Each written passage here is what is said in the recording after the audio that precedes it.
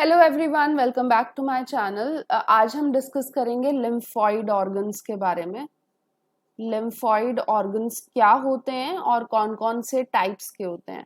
तो lymphoid organs basically ऐसे organs होते हैं जहाँ पे लिम्फोसाइट्स, जो कि lymphocytes B and T lymphocytes होते हैं, उनकी मैच्यूरेशन, डिफरेंशिएशन एंड प्रोलिफरेशन होती है। तो बोला जाता है lymphoid organs are the organs where maturation,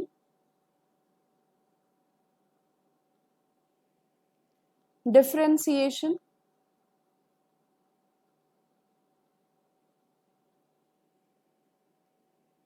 and proliferation and proliferation of B and T lymphocytes occur.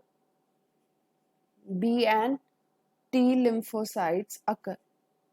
B and T lymphocytes basically produce होते हैं। ये लिम्फोसाइट्स जो होते हैं, इनमें से बी लिम्फोसाइट्स होते हैं which are mainly responsible for antibody production, and T lymphocytes होते हैं जो ज्यादातर बी लिम्फोसाइट्स की हेल्प करते हैं इन एंटीबॉडी प्रोडक्शन।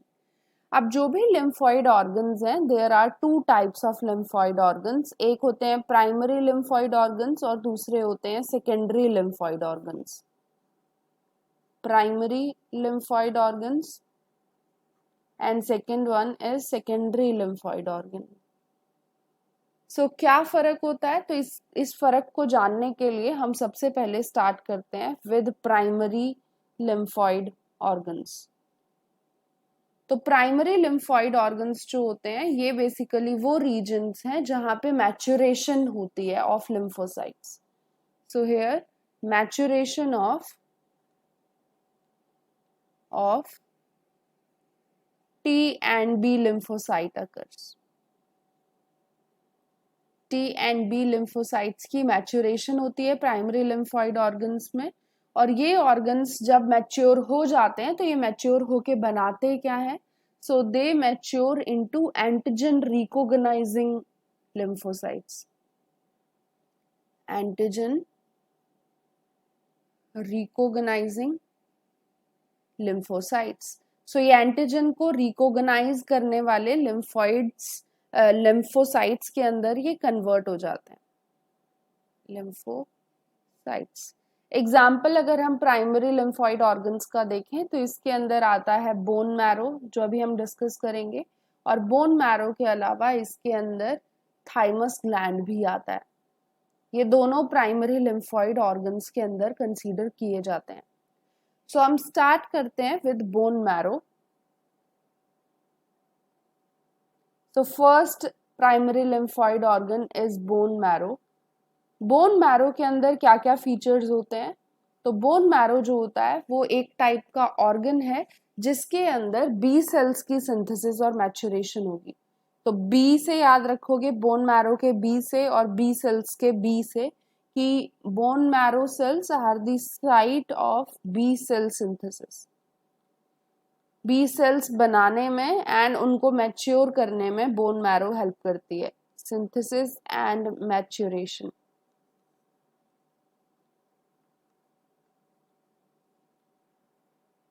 तो बी सेल्स के मैच्योरेशन होने के बाद क्या होता है? आपको याद रखना है कि बी सेल्स जो है मैच्योर जब हो जाएंगे तो वो एंटीबॉडी प्रोड्यूस करते हैं। तो मोस्टली बी सेल्स जो होते हैं वो बोन मैरो के अंदर तो मैच्योर होते हैं, सिंथेसाइज होते हैं, बट सारे ऑर्गेनिजम्स के अंदर बोन मैरो नहीं होता है। तो वहां पे बोन मैरो के अंदर ही सारे बी सेल सिंथेसाइज नहीं होते। फॉर एग्जाम्पल अगर हम बात करते हैं बर्ड्स की, तो बर्ड्स के केस में बोन मैरो के अंदर बी सेल्स की मैच्योरेशन नहीं होती। यहाँ पे बी सेल्स की मैच्योरेशन होती है एक ऑर्गन में जिसे बोला जाता है बर्सा ऑफ फैब्रिकिस।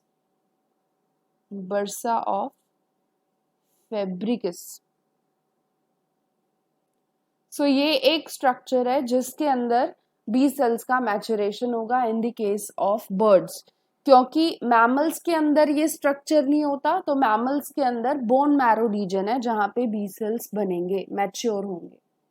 दूसरा जो प्राइमरी लिम्फॉइड ऑर्गन है वो है थाइमस। थाइमस के टी से याद रखोगे कि these are the sites where T cells mature, T cells mature. And thymus होता क्या है, बेसिकली ये एक ऐसा ऑर्गन है जो फ्लैट होता है एंड बायलोब्ड होता है। तो flat and bilobed organ is thymus. कहाँ पे लोकेटेड होता है, तो अबव हार्ट ये लोकेटेड होता है, हार्ट के ऊपर लोकेटेड होता है। एंड इसके पास लोब्स होती हैं, जैसे बताया बायलोब्ड स्ट्रक्चर है तो दो लोब्स इसके अंदर प्रेजेंट होती हैं, और हर एक लोब जो होती है उसके अंदर और भी छोटी छोटी लोब्यूल्स प्रेजेंट होती हैं।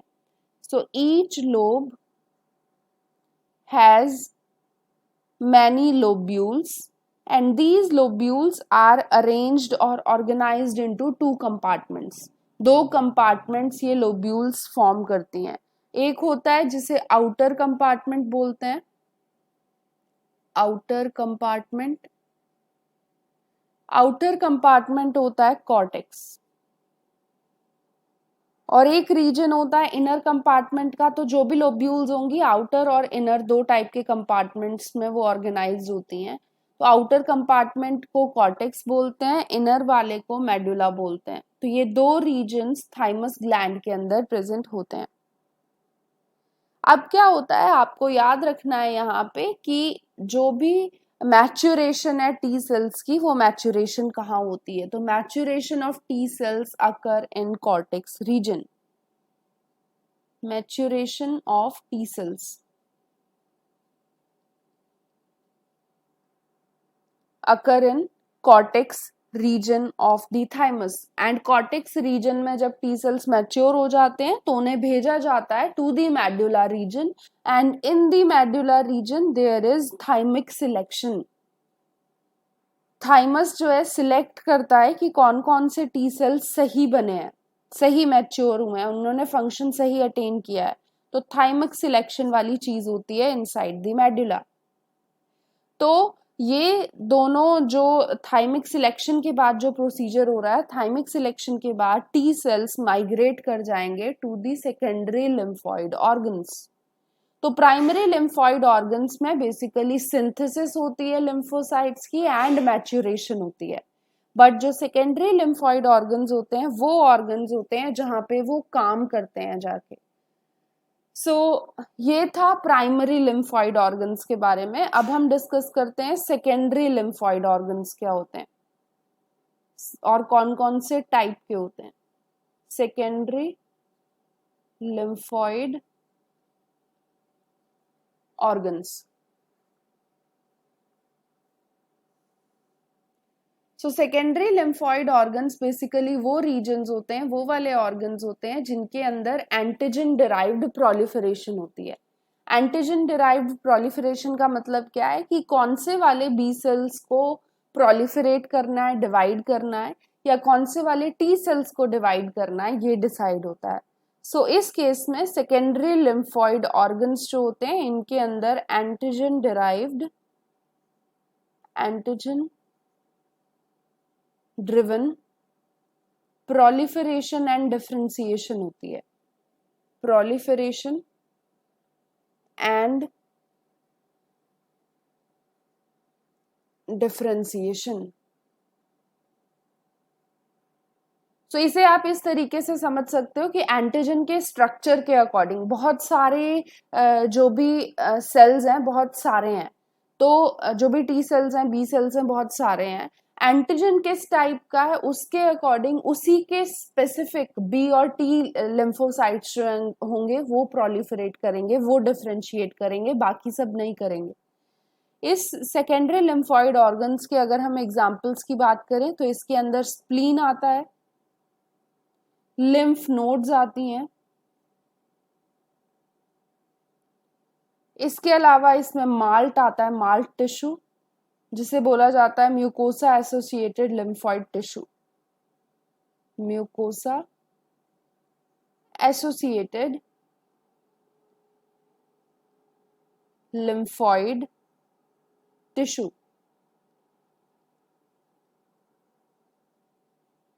अब अगर हम बात करें फंक्शंस की, सो सेकेंडरी लिम्फॉइड ऑर्गन्स जो होते हैं बहुत ज़्यादा एफिशिएंट होते हैं इन ट्रैपिंग दी फॉरेन सब्सटेंसेस। तो सेकेंडरी लिम्फॉइड ऑर्गन्स ने ट्रैप करे फॉरेन सब्सटेंसेस, दे ट्रैप दी फॉरेन सब्सटेंसेस, और फिर जब इन्होंने ट्रैप करके रखे हैं वो फॉरेन सब्सटेंसेस, तो वो फॉरेन सब्सटेंसेस बेसिकली एंटीजेंस हैं।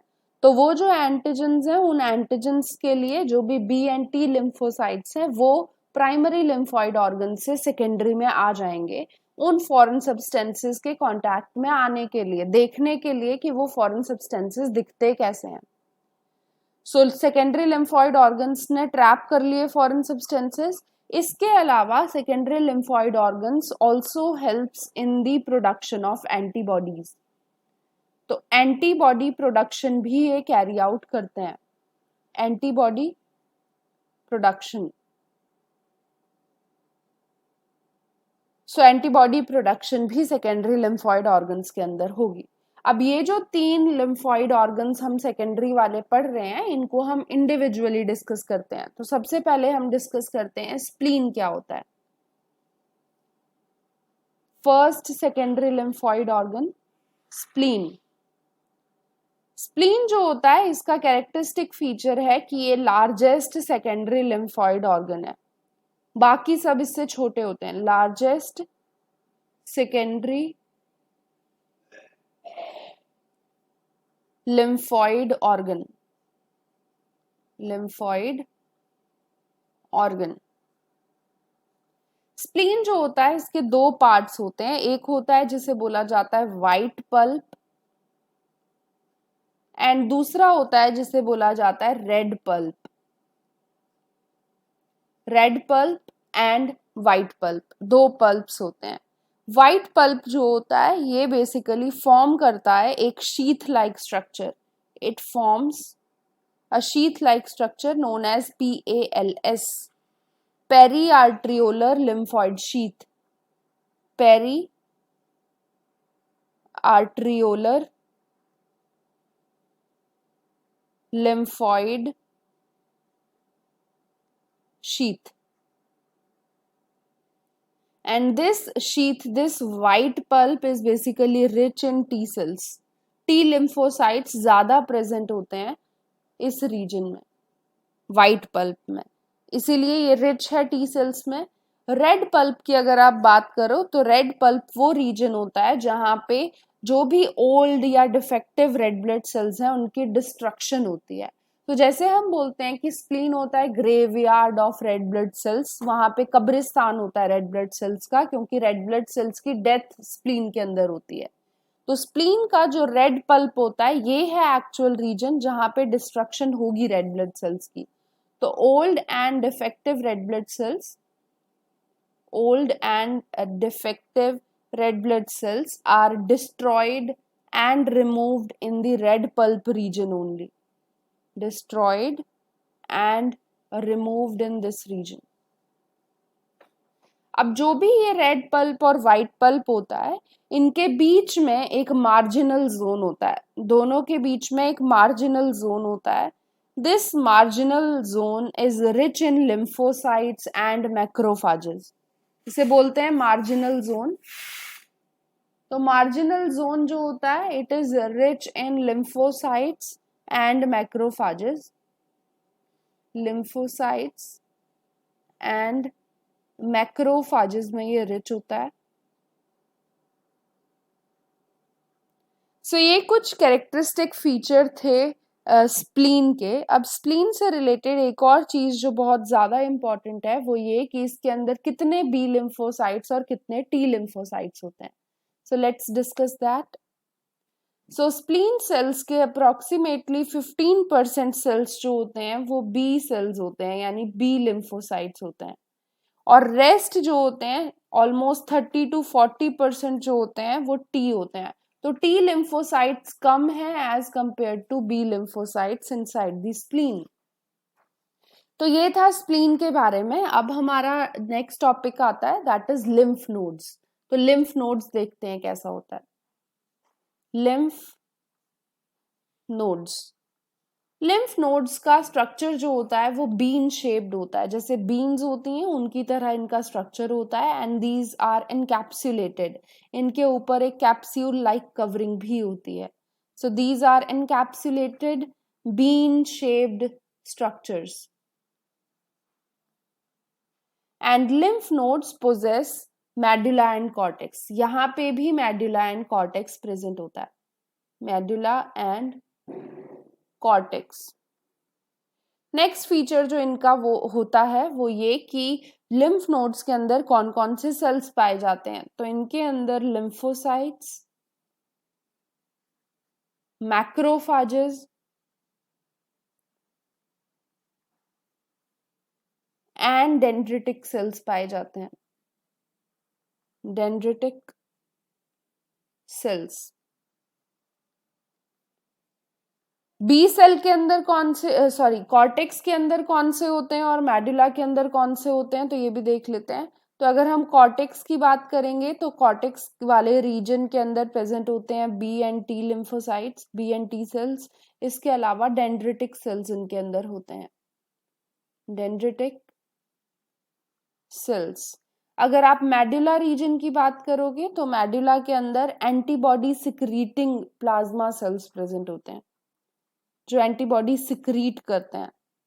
तो antibody secreting plasma cells, antibody secreting plasma cells medulla के अंदर प्रेजेंट होते हैं। लिम्फ नोड्स का काम क्या है, इसका काम भी एंटीजेंस को ट्रैप करना है, बट कहाँ से ये एंटीजेंस को ट्रैप करती है, from the afferent lymphatic vessels. क्योंकि लिम्फ नोड्स जो है लिम्फेटिक सिस्टम का पार्ट है, तो इसीलिए ये लिम्फेटिक सिस्टम में जो भी उसकी लिम्फेटिक वेसल्स में एंटीजेंस प्रेजेंट है उन सबको ट्रैप करने का काम करती है। सो ये था लिम्फ नोड्स के बारे में। नेक्स्ट हम डिस्कस करते हैं लास्ट लिम्फॉइड ऑर्गन, सेकेंडरी वाला, इसे बोलते हैं malt, mucosa associated lymphoid tissue. बहुत सारे टाइप के माल्ट होते हैं, देयर आर सेवरल टाइप्स। इसमें से कुछ मैं आपको बता रही हूँ, 2 टाइप्स बता रही हूँ। एक होता है जिसे बोला जाता है बाल्ट और एक होता है जिसे बोला जाता है गाल्ट। सो ये था mucosa associated lymphoid tissue. BALT होता है ब्रोंकाइल एसोसिएटेड लिम्फॉइड टिश्यू या bronchial associated lymphoid tissue, and GALT होता है गट एसोसिएटेड लिम्फॉइड टिश्यू।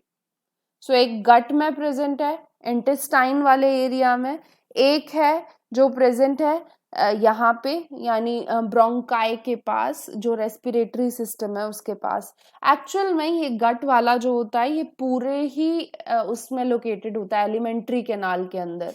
तो अगर गट की आप बात करो तो इसके अंदर क्या क्या आते हैं, गाल्ट के अंदर बहुत सारे आते हैं, जैसे टॉन्सिल्स भी आते हैं, एलिमेंट्री कैनाल का पार्ट, टॉन्सिल्स, एडिनॉइड्स भी आते हैं, पियर्स पैचेस भी आते हैं जो बहुत ज्यादा कॉमन माल्ट में आते हैं। पियर्स पैचेस कहाँ पे प्रेजेंट होते हैं, Peyer's patches, these are present in small intestine. So जो भी हमारा गट है, एलिमेंट्री कैनाल का रीजन है, उस सारे के अंदर ये प्रेजेंट होते हैं, गाल्ट।